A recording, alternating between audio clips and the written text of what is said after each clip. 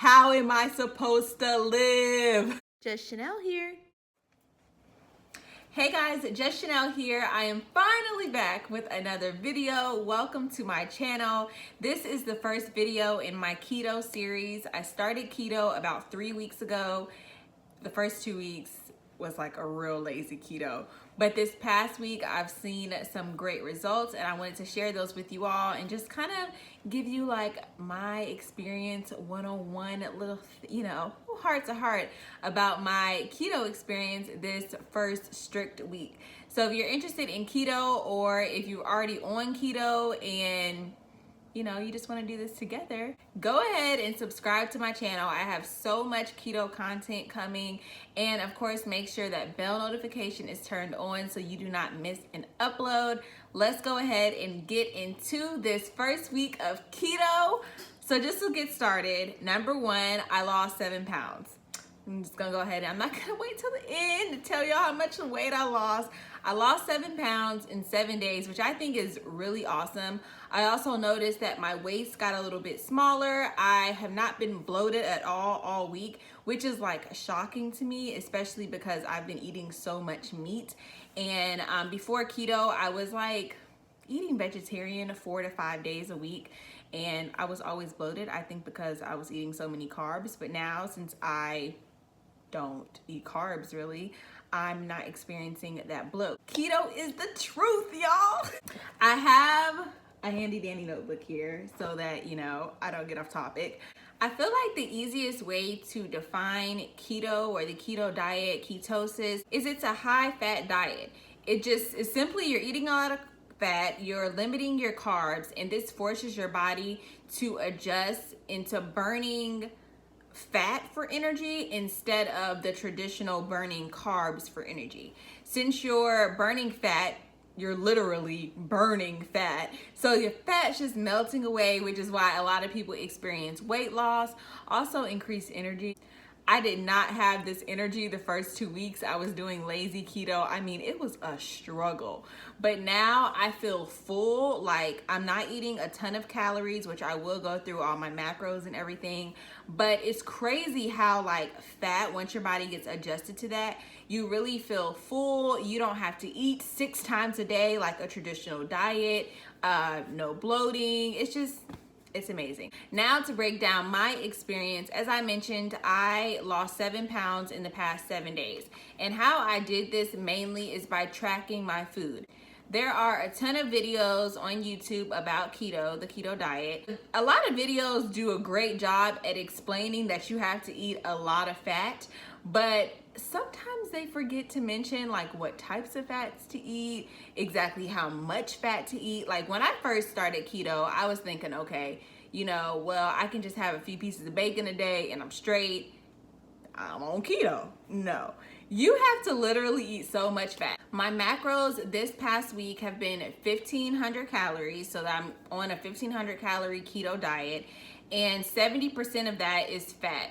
About 23% is protein, and then what's left, 6 to 7%, are carbs. Now those percentages pretty much break down to about 116 grams of fat, 89 grams of protein, and like less than 25 grams of carbs. Now, okay, a lot of people that I was watching on keto did not really explain what this whole thing about a net carb is. It's like, I was like, what the heck do you mean? Like I kept Googling how many carbs can I have?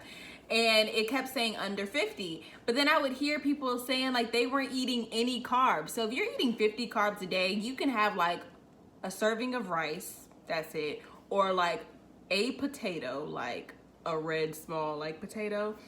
But I needed clarification, so I did all my research and I'm here to tell you guys what a net carb is. Determining your net carbs each day is really easy. All you have to do is take your total grams of carbs and subtract your fiber in grams from that total number of carbs, and that results in your net carbs. So if you're eating 40 grams of carbs and then you have 20 grams of fiber, you only have 20 net carbs, which is really good for keto. So my plan is to stick with the 1,500 calorie like keto diet for week 2 as well, which is gonna break down to the same macros as week 1. But for weeks 3 and 4, I'm going to decrease my calorie intake by about 150 calories, which will automatically decrease the amount of fat, protein, and carbs I'm consuming each day. A super easy way to figure all of this out is to download the MyFitnessPal app. This video is not sponsored by anybody. I'm just going to be mentioning quite a few resources and things that have really helped me in figuring all this keto stuff out. The MyFitnessPal app allows you to enter the percentage of fat that you want to consume each day, the percentage of protein, and then it'll kind of automatically do your carbs, and it'll also translate that into grams. This is super helpful because when you're first starting out, there are gonna be some serious cons, which I will talk about in a second, but MyFitnessPal just allows you to kind of really play around with it and see what is comfortable for you, what is not gonna make you feel like you're missing out on life. So if you need a potato one day, it's cool. So then you can kind of figure out how much of everything else you have left. All right, so these cons. I pretty much experienced all of the keto cons in the first 2 weeks. And I feel like the reason why it happened in the first 2 weeks is because I was doing lazy keto. So my version of lazy keto is, I popped up one day, I was like, I'm about to research keto. I did a bunch of research and I started limiting my carbs. So I read on the internet, like I mentioned, that, I needed to consume less than 50 carbs. So I went from eating a regular diet to downloading MyFitnessPal. And this is before I put in all these percentages and just saying, okay, I'm going to just keep track of my food so I can see how many carbs I'm actually consuming each day. I did that for about the first 2 or 3 days.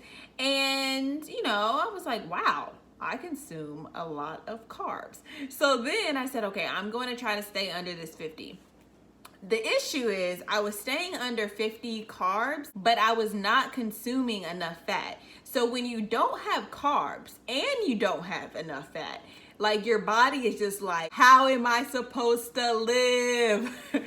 Now that I know what I'm doing and I have all my macros situated, because I'm consuming so much fat, I feel full, I have energy. But if y'all would have seen me those first 2 weeks, it was brutal, okay? There's this thing called a keto headache, and it is real, y'all. It is bad. When I decreased my carbs, I actually ended up losing weight. But I don't know if I was losing weight because I was damn near starving myself or if it was really keto. I lost 6 pounds in 3 days and was like, oh yeah, this keto is working. But I kept waking up with a headache. And it was as soon as I would eat, the headache would go away. But then an hour after eating, the headache would be back. So I'm like, what the heck is going on? I do more research, find out that there's this thing called a keto headache. And basically your body is going through carb withdrawals. And then if you're not feeding it enough fat, it has nothing to live off of pretty much. So it was a real struggle. That is definitely the biggest con, the keto headache. I don't wish that on anyone. It is unlike any other headache. I was just so grumpy, sluggish, had a headache. I didn't want to see any screens. It was just bad. A few other cons, which these are more personal cons, is you cannot eat fruit.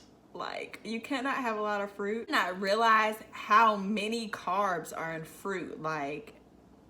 Yo, fruit I feel is a great alternative when you don't want to eat candy and you don't want to drink alcohol, you eat fruit. But when you're on keto, you can't do that. So now my current addiction is almond butter, which is a sweet, there's not even sugar in it, but it is so good. It's nutty, it's my dessert. And then protein shakes are my best friend at this point because it's the closest thing I can get to dessert. It tastes like a milkshake, and if I want to add a few blueberries in there, I feel good about myself. Another con is going out to eat. It is really, really hard. So I would suggest planning your meals the day before. If you plan on going out to eat somewhere, look at the menu and kind of just, put it in the MyFitnessPal app and figure out where you stand the rest of the day. If you have that meal for dinner, or if you go out for lunch, what you need to eat for breakfast and what you need to eat for dinner, so that it doesn't mess you up, because you would be surprised how many carbs and just how many calories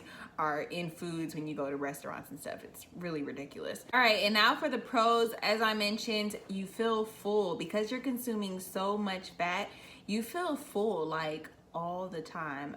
I feel like when you do a traditional diet where they say you should eat like 5 to 6 times a day, you're just always hungry. It's so bad. Like, and I know when I was on like traditional diets, I would think, I'm eating healthy, you know, I just ate, why am I hungry again?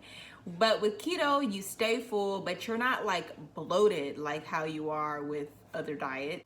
I've also noticed just in watching other people's like journeys with keto, you lose a lot of inches, which I like a lot, because the number on the scale to me doesn't matter as much as like just how all of the weight is sitting. I started my keto journey at 170 pounds. I'm now 163, but I think I would just be fine with like, you know, staying at around 150 something.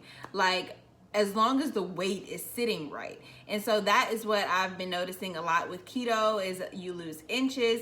And then the biggest pro with keto is the food is good. You can basically eat anything except carbs. And when you really think about that, like, you could have so many avocados. I mean, avocados do have carbs, but it's a lot of healthy fats.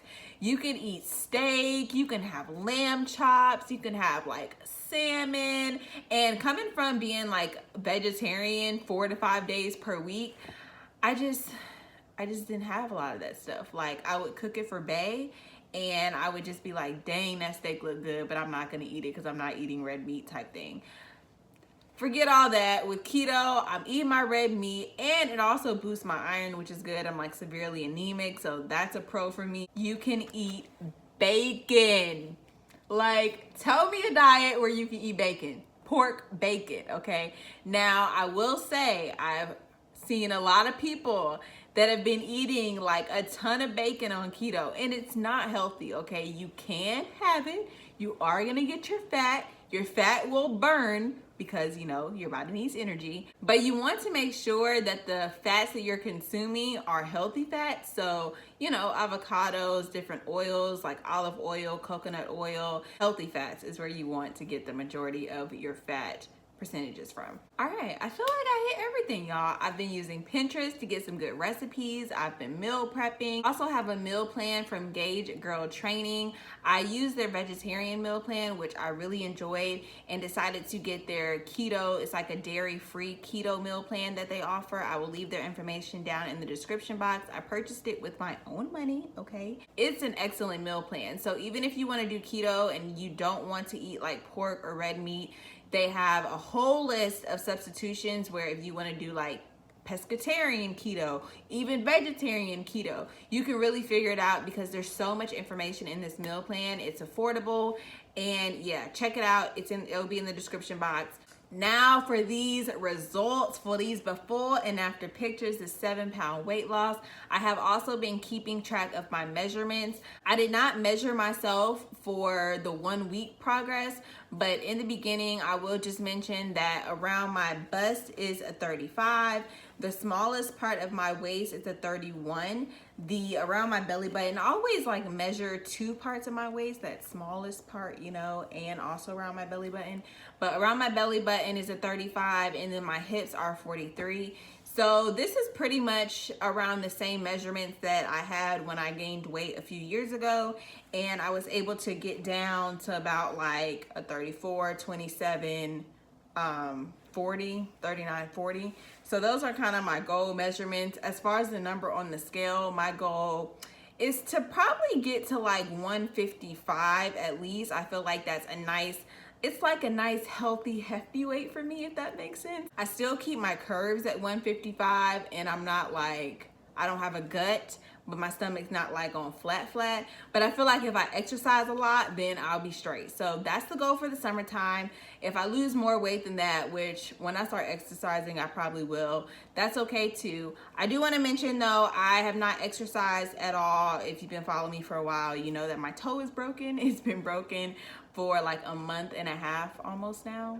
Yeah, so I'm not able to exercise at all, and for like the next 3 weeks. I will not be exercising. I'll just be doing keto. I'll have weekly updates for you guys, what I eat in a day, cook with me videos, all types of stuff. Make sure you are subscribed so you don't miss it. If y'all have any questions about keto, leave those down in the description box. I'm gonna answer them all. And if y'all have any suggestions, if you're on keto and you have some great information to share with me, do that, okay? Because I'm only 1 week in, so I need all the tips, y'all, all the tips. I'm gonna close this video out by saying, get you some almond butter, sis, okay? Get you some almond butter, because almond butter is alive. Thank y'all so much for watching. I will see you in my next upload.